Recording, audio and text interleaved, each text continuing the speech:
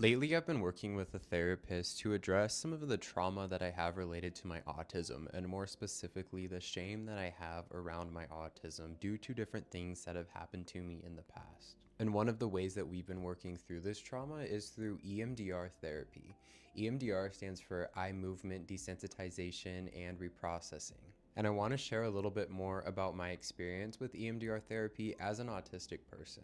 And before I go any further in this video, I just want to make it clear that this is my own personal experience as an autistic person. I'm not a therapist. And so if you're looking for more information on how EMDR works, make sure that you look elsewhere for that, because all I can do is share about my own experience with this. EMDR is a form of therapy that mostly helps people who have some form of trauma, whether it's PTSD or maybe even CPTSD. Being autistic in this society is pretty much a traumatic experience in itself, and that's a topic for another video. But as a late diagnosed autistic person, I noticed that I had so much shame around my autism and around who I was because of my autism. A lot of this was internalized, and a lot of it was also based on different things that have happened in my past, things that might not necessarily seem like a traumatizing experience, but because I didn't know what was happening and because I didn't have the tools and resources to deal with it, it developed into the CPTSD.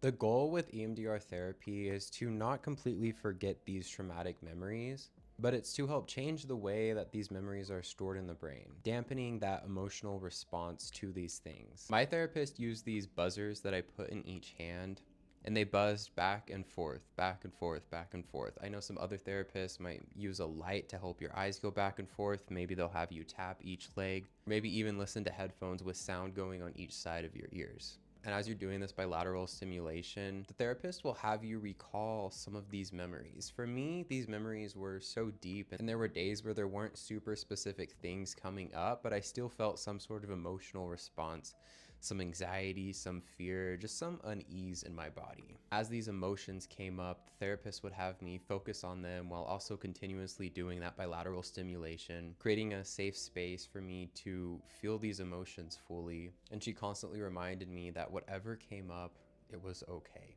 It's what needed to come up. I noticed that at the beginning of my sessions, I didn't really have anything that I could think of. In the middle of the EMDR therapy, I had lots of memories that would come up that triggered a lot of emotional responses.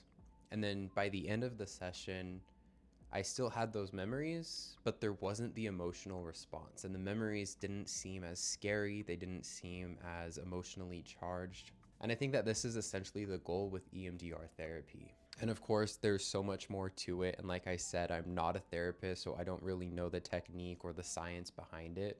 But this is just my experience with it. Before starting EMDR therapy, the statement that I am good enough even with my autism didn't feel true at all. And now after multiple sessions, I can say that 99% of the time that statement does feel true. I no longer relate my worth to my autism and to my challenges because of my autism. EMDR does feel kind of weird, and let me just say, it is very exhausting.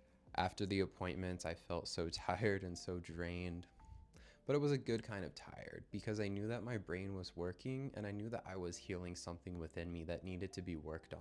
In a previous video I made about my mental health, I mentioned that I'm starting to see the light now. I credit a lot of that to EMDR therapy. There was a time in my autistic journey where I didn't feel like I was good enough, where I felt so much shame around my autism, and now I'm just learning to love myself even with my autism. I think that if you're also struggling with some autism related trauma, or maybe you're not even autistic at all and you have some form of trauma that needs to be worked through, it would definitely be worth looking into EMDR therapy. I don't think that this is for everyone, as all of our brains are different and work in different ways, but it certainly wouldn't hurt to at least check it out, or maybe talk to a therapist who performs EMDR therapy. I'm truly so grateful, and I feel so much more peace after multiple EMDR sessions. I know that there's still a little bit to work through, but I can just say that it has definitely helped me significantly in a way that I didn't really know was possible, and I'm really grateful for it.